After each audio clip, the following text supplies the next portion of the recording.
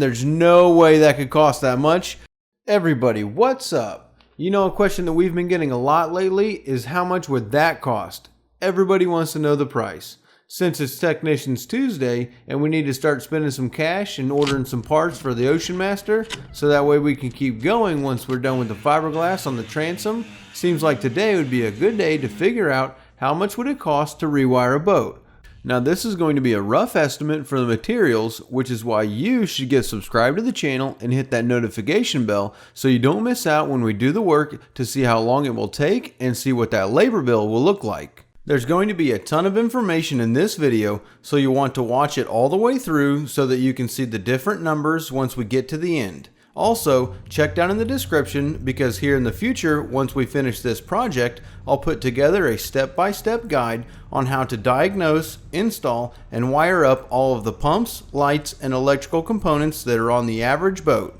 So that way, you can save some serious money the next time a pump or light fails, as well as having the confidence and know-how to fix it yourself and get back on the water. I want to break this down into 4 major groups so that we can get numbers for different situations. A lot of people say the term, I want to rewire my boat, but they are only talking about just replacing the wiring and not any of the lights or pumps or the electronics. Then others say the same thing and they want to replace everything. So we will break it down to get 4 different numbers that can be added together depending on which of the situations you are in. The first group will be the actual wires and all of the connectors. Then number 2 will be any of the lights. Number 3, the pumps, live well pumps, bilge pumps, float switches.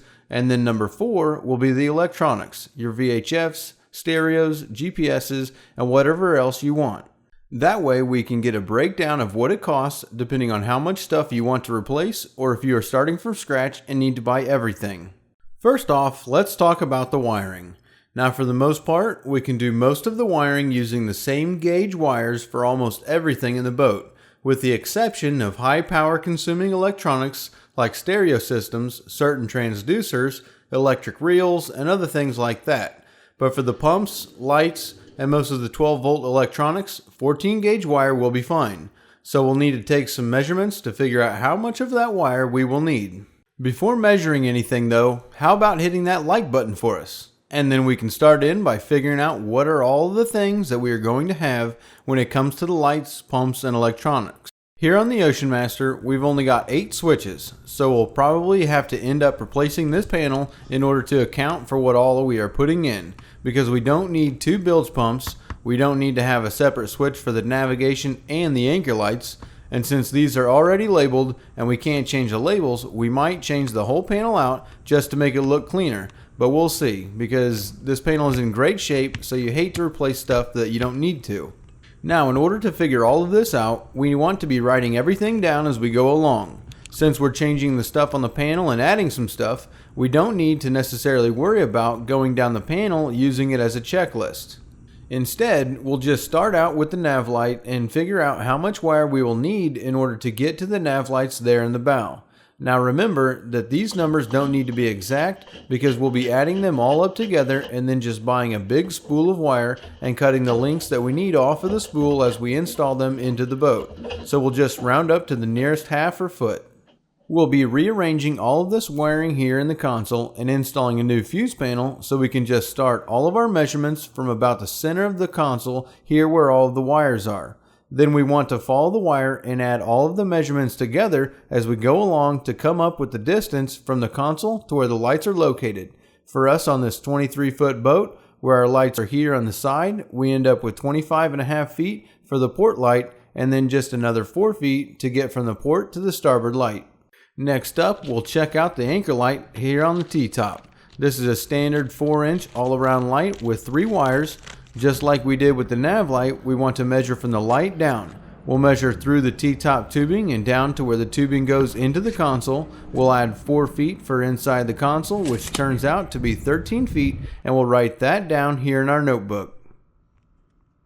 This is pretty much the same system for doing each and every single thing that we want to put in the boat. It's important to plan out what we want and where we want it to make sure we get as close of an estimate as we can. That includes all of the stuff that we have in this electronics box up here. but we'll be getting rid of most of this stuff like the cassette player, the speakers, as well as this little GPS that they have up here. I think the only thing that we will be putting up here is the VHF radio, so we will need to be running some power up into this box.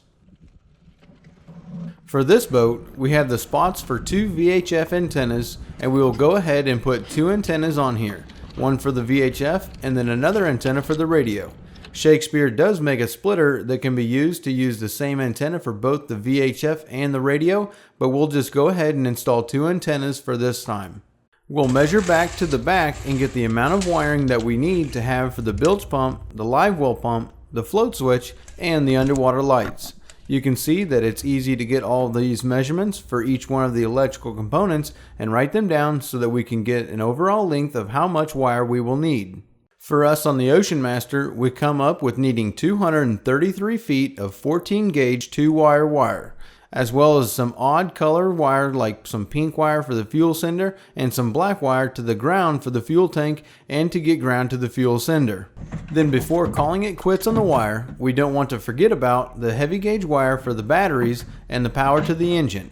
We'll be moving the batteries from the back of the boat and installing them here in the console, so we need to figure out how much red wire we will need to wire up our battery switch as well. After locating where we want to put the battery switch, which for me and most boaters, we don't want to have any kind of hassle at all to use our boat. You don't want to have your battery switch down somewhere that gets you frustrated trying to get to it just to turn it on or off. That's why we'll be putting it somewhere around here, right inside the console, so we can reach in and just switch it on or off. So for our red wire, we'll need about 11 extra feet for the battery switch, and then after measuring to the back of the boat, we know we'll need another 25 feet of wire, bringing us to around 35 feet of red wire and 25 feet of black wire, and we'll be using 2 gauge to carry the heavy load over that long distance back to our engine. This brings us to our wire connectors and the ends that we'll need for each wire, and for this type of project, it's best to just buy a 50 pack or so of the heat shrink ring connectors, a 100 pack of the butt connectors, and depending on how many batteries you have, a 10 pack of battery cable ends. And that's it for the wiring. Our next group is all of the lights. This includes the most commonly found lights for most boats, being the nav lights, anchor light, console light, gunnel lights, underwater lights, and the spreader lights. All of these are preference and situational to your boat, so for the sake of the estimate numbers, what we have in the end will be for our 23-foot boat and the amount of lights we are going to be putting in it. Then we have all of the pumps, which again are preference and situational to your boat. For us, I'm only going to be using a 2,000 gallon per hour bilge pump with a standard rule float switch, one live well pump, a freshwater washdown pump, and a saltwater washdown pump, which is just a basic pump setup for whenever you only have one bait well and no head on the boat. Lastly, we come to the most preferential group, being the electronics. For this, you can spend about $1,000 and be up and running, or you can spend $50,000 and be the talk of the town. It's all up to you and how fancy you can afford to make your boat. For us, we're not fancy and we can't afford to act like we are, which is why we'll just be doing a standard VHF radio, a decent GPS unit with a good through-haul transducer, a decent compass, and a basic stereo system, which will probably be the most expensive part of the electronics that we put on, because we will have the head unit, 4 speakers, 1 subwoofer, and then 1 multi-channel amplifier to drive them all. Meaning it's time to get into some numbers. For this, you just need a computer or a Land & Sea or Port Supply catalog and about an hour or so of time where we can keep ourselves focused and not go down the dreamer's rabbit hole when you see the most expensive and ridiculous products that they have out there to put on your boat. Meaning if you're like me and can't afford a $12,000 24-inch Simrad GPS unit, we don't need to spend 3 hours looking at all the things it can do or all of the cool stuff that we also can't afford that can hook up to it. With that being said though, let's look at our wiring first. 2-wire cable is generally called Romex and comes in rolls of 100 to 500 feet. We just need one 250-foot roll of red and black 14-2 cable. 14-2 just means that it is 14 gauge wire and there are 2 of them. An Anchor brand roll of this is usually about $300. We'll also need the battery cables that come in 25, 50, or 100 feet. Anchor brand for the 25-foot 2 gauge is about $180, and for the 50-foot it's $350. There is also a brand called Cobra, which is a little bit cheaper at $160 for the 25 foot and $320 for the 50 foot, bringing our total to about $400 to $500 for the cables. Now for the rest of what we'll put into the wire category comes out to be around $1,150 depending on how much you need of everything, including the wire connectors, battery lugs, ground bus bars, fuse panels, fuses, toggle switches, battery switches, and whatever else you will need for your boat. Depending on how fancy you want to go, for us in the 23-foot Ocean Master, our wiring comes out to be around $1,200 for the parts. The next category is going to be our lights. Now lights can get extremely expensive depending on how fancy you want them to be. We'll be adding up just the middle, general style of lights, not the cheap stuff, but not the most expensive stuff either. So after picking out the lights, we end up with the nav lights, anchor light, 2 spreader lights, 2 underwater lights, a T-top light, and 6 gunner lights, giving us a grand total of $820, which isn't really that bad to do brand new lights all over the boat.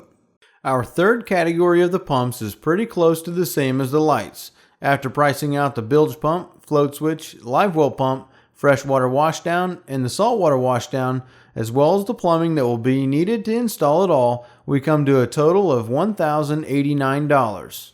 Now before talking about our last category, so far we have a grand total of $3,059.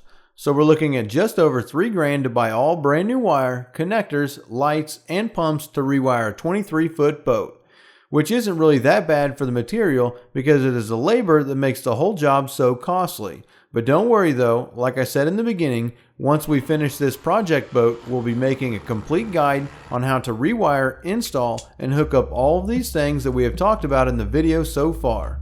So check for a link in the description below, and our last category is going to be the most preferential. The cost can change dramatically depending on how big you want to go. Before seeing what we are looking at to put in the Ocean Master, if you haven't yet, hit that like button for us and check out what we're looking at to put in this boat. For the VHF radio, we'll just stick with the standard ICOM for about $250 and 2 4-foot Shakespeare antennas at $200 a piece. We're looking at doing a JL audio stereo system including the JL head unit, 4 7.5-inch speakers, 1 10-inch subwoofer, and a 5-channel amplifier, which altogether for the stereo system it would cost just over $2,000. Include the VHF and antennas, and we're looking at $2,650, and that's not including the GPS unit yet. For the GPS, it's really dependent upon how much money is left over in the budget, because for a good 9-inch screen and a good transducer is going to run you like $3,000. And I know you're saying there's no way that could cost that much, but just check out this Simrad NSS9 Evo 3 and this Navico Structure Scan transducer, and it's just over $3,000, and that would bring our total electronics package to $5,650. We'll bring in our grand total next, but before that, please make sure you get subscribed to the channel and click that notification bell so when we do all the work you can see how long this takes as well as what it would look like for the labor to do a job just like this. But when we add everything up together for the entire rewire, including all of the lights, pumps, and electronics, that is going to bring us to a grand total of $8,709 in material just to set up your average 23-foot center console. Check us out at bornagainboating.com. Thanks for watching everybody, and we'll see you next week.